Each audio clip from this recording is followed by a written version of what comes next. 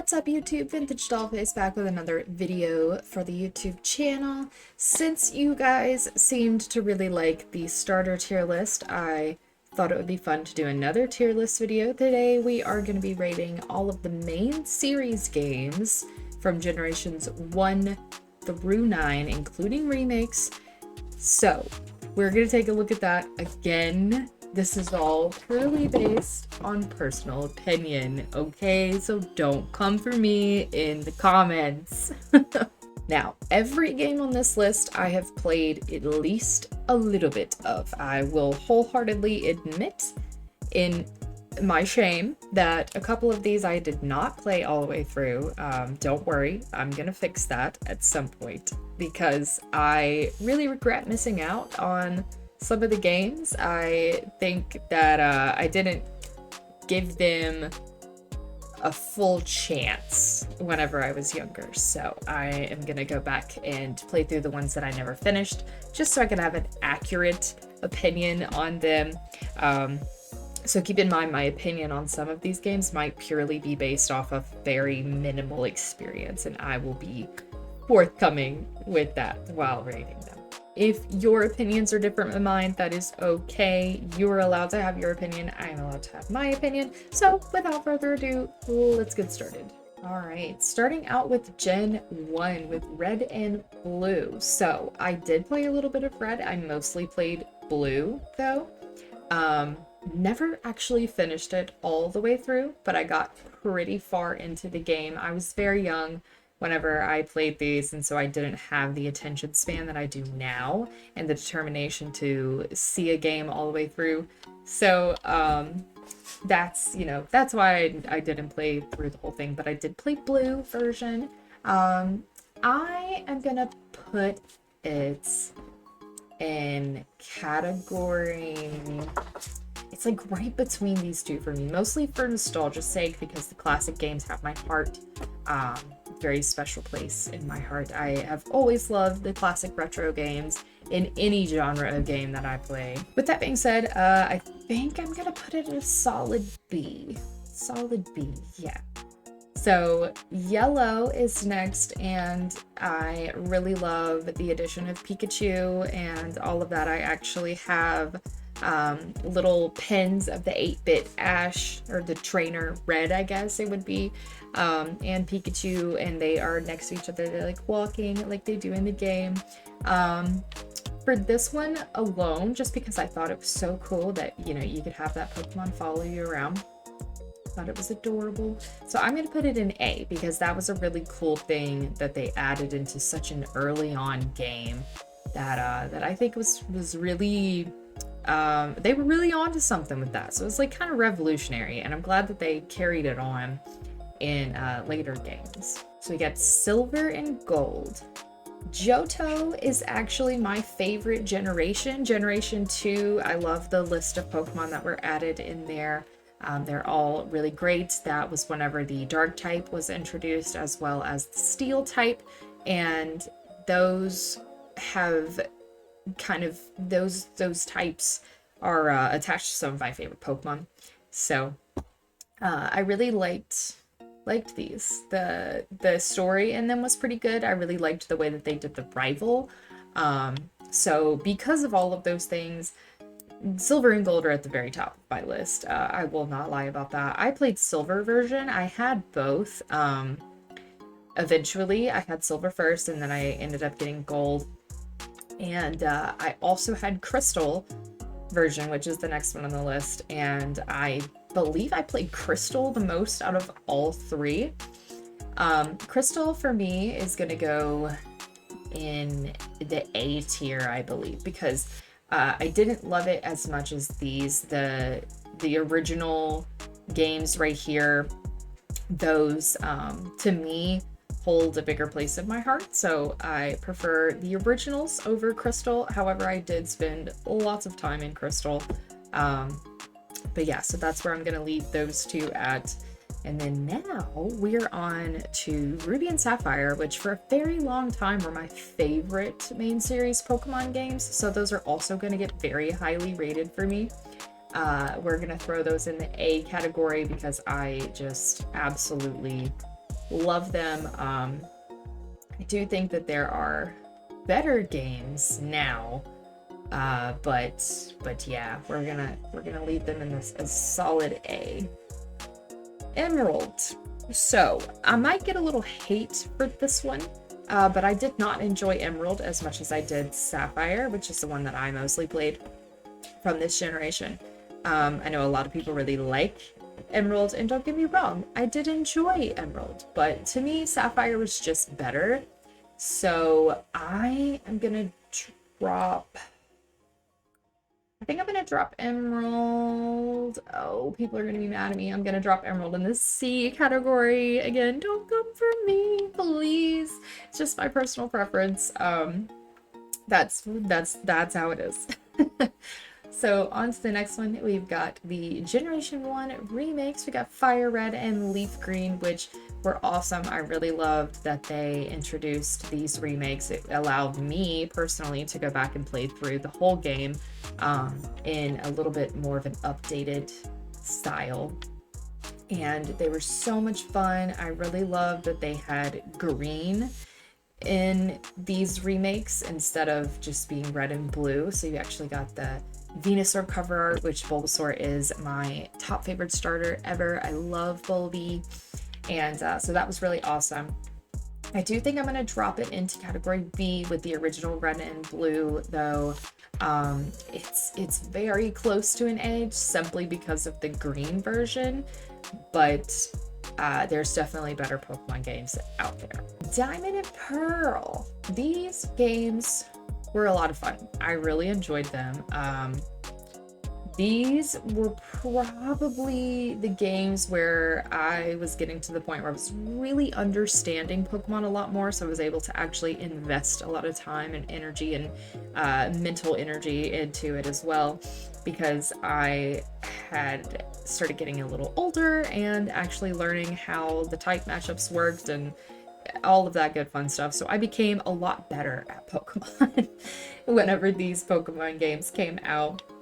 I am gonna drop these into the, I think we're gonna put them in the B category. Yeah, I really liked them. I liked a lot of the new Pokemon that came out with this generation, and overall it was just a good game. So yeah, we're gonna drop it right there. Platinum. So I actually really liked Platinum. It was really great. I know it's really popular. A lot of people love Platinum. The introduction of Giratina, amazing. Giratina is frightening. Oh my gosh, like, look out for Giratina on an episode of Creepymon, because my gods. We're actually gonna drop Platinum. Oh, I'm so torn. You know what? I think we're gonna go A, because I did like Platinum better than Diamond and Pearl, the actual originals. So I think we're gonna go with A for Platinum. And then we have the next remakes. We've got Soul Silver and Heart Gold, which absolutely just amazing. The fact that they brought the Pokemon Can Follow You in there, and again, that's my favorite generation. It's some of my favorite original games, so I was very, very happy with these games, Soul Silver and Heart Gold. So as the originals, we're gonna have to set those up in the S tier as well. Black and White. I'm probably gonna get some flack for these because I did not really care for Generation 5. Not my favorites. Not my favorite games either. The bad guy team, though, because, you know, these are where In came in, and I absolutely love In's character. In is great, but just the games in general, I didn't enjoy as much of as some of the other ones. So unfortunately, these are going to get ranked pretty low for me. We're going to put Black and White, the original versions, in category C. And this might make people mad, but Black and White 2 is actually going to be the first contender in our D category. I genuinely did not like Black 2 and White 2. I just didn't. I tried both versions just to see if there was anything different. And of course, you know, the little differences here and there. But I wanted to give them a chance because it was kind of lackluster for Black and White in my opinion. So I wanted to see what Black 2 and White 2 were going to be like, and see if it was going to be better or anything that I would prefer, much like the third games here with these, and no, I actually liked it less. So, unfortunately, Black 2 and White 2 gotta get that D slot for me. X and Y. These are the Pokemon games that I have probably played the most out of all the main series games. X and Y was whenever I first started doing the type only playthroughs. That's how that got started, and I really enjoyed it. It was a lot of fun. So X and Y are getting very highly rated for me because I absolutely loved these games. I'm hesitant to put it in S tier, but I think I need to. I think I gotta, honestly, because not only did I really, really enjoy these games and I played them a lot, the addition of Fairy type was really cool. I actually really like Fairy type Pokemon, as well as the region itself was based on France, which is one of my favorite countries in the whole world. I speak French, I love French culture, so that was really, really cool for me to experience. I also really loved the addition of the boutiques and being able to customize your character's outfit. So yeah, I think S tier is appropriate for Pokemon X and Y. So now we've got the remakes of Generation 3. We've got Omega Ruby and Alpha Sapphire, and those are going to get ranked pretty highly for me too. I really liked that they came in and did the I'm totally gonna, the prehistoric version. I don't remember right this second what they're supposed to be called, but I promise I will put it on the screen because I'm gonna go look it up immediately, and it's gonna be right here. I think these are also going to go in the A category. All of the updates and the new things that they brought into the remakes really pushed them up to a different envelope. The graphics were really cool. I really enjoyed those. And it was just fun to relive some of my favorite Pokemon games, my favorite games early on. Sun and Moon. So, I played Moon. I got pretty far in Moon, but I did not complete these games. These are some that I really want to go back and complete and play through again because I do feel like I missed out on a lot not finishing the Alolan games. I really liked that they did something different. They strayed away from the gym challenge in this game, which I thought was really cool. So for that, it did gain some brownie points for me. The Pokemon that they brought in this generation were really cool. All three starters were just adorable. I had probably the most difficult time I've ever had choosing a starter on these games. The Alolan starters are just all absolutely peak cuteness. And it was tough. It was a tough decision. So I think I'm going to go ahead and place Sun and Moon in B, because even though I did not finish them, I actually really did enjoy the games. The story was really cool as well. Lily is probably one of my absolute favorite little NPCs. She's so precious with Nebby. I loved them. Now, Ultra Sun and Moon, I played even less of. I think I only got through like maybe the first couple of like big towns on Ultra Sun and Moon. The Ultra Beasts, admittedly and ashamedly, I don't know most of the Ultra Beasts because I didn't play all the way through these games, and I never fought the Ultra Beasts. I never caught them, so I can't really give you a solid opinion on it. It's unjustly gonna go in the D category because from what I did play of it, I didn't really like it. I thought that they kind of went a little overboard with the Ultra Beast thing, but that's just me. That's my personal opinion. If you disagree, you're more than welcome to disagree. If you like Ultra Beasts, I'm sorry. To me, they're just a little overrated. I don't really care for them. I think most of their designs are horrendous. Just overall not a fan. Let's Go Pikachu and Let's Go Eevee. I loved that they combined the original Pokemon games and the Pokemon Go features of throwing the Pokeballs. I thought that was really cute. They definitely jumped on the wagon with the Pokemon Go hype train. So I thought they were good games. I had a lot of fun playing them, and I caught a lot of shinies in these games, which was really cool. So I am going to put Let's Go in the B category. I thought that they were really cool.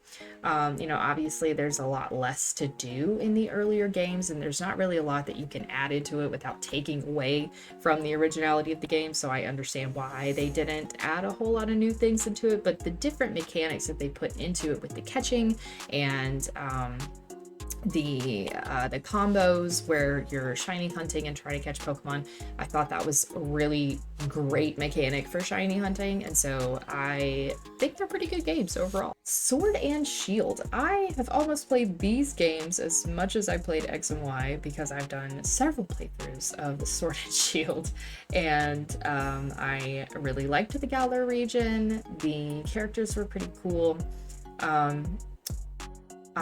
The DLC, the fact that they did DLC for the first time ever in a Pokemon game with these was amazing. I absolutely loved the DLC. I thought it was so much fun, and it was just another thing to do that, kind of added to the games themselves and the story and what you could do.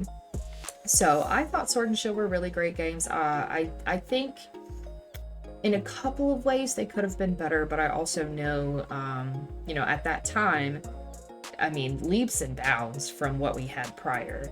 So I was a little disappointed that the catching mechanic from Let's Go did not carry over, so that kind of sucked.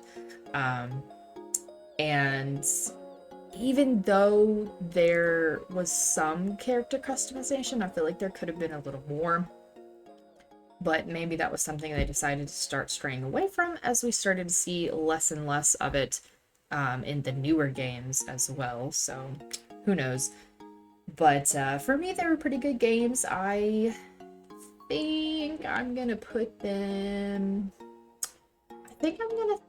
in the B category. It's not quite an A for me personally, but I did...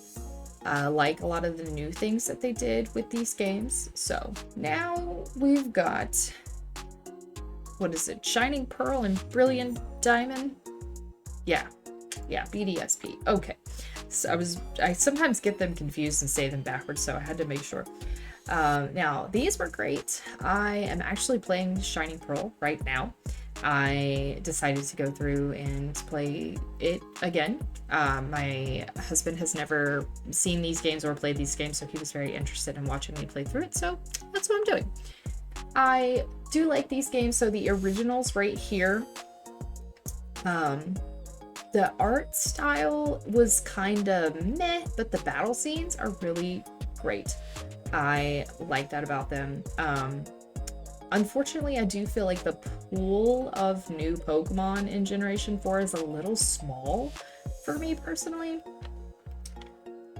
Because of some of these things, I did really truly expect a little bit more out of these, so I think I'm going to throw that in the C category. I just really expected more from these remakes, especially after they were hyped up for such a long time, and I don't feel like we really got what we expected as Pokemon fans out of these games. Now, these two are probably gonna get some controversial opinions directed back at me. Arceus, I loved Arceus. Arceus is, yeah, I guess I could really truly say that Arceus is my new favorite main series game, to be completely honest with you.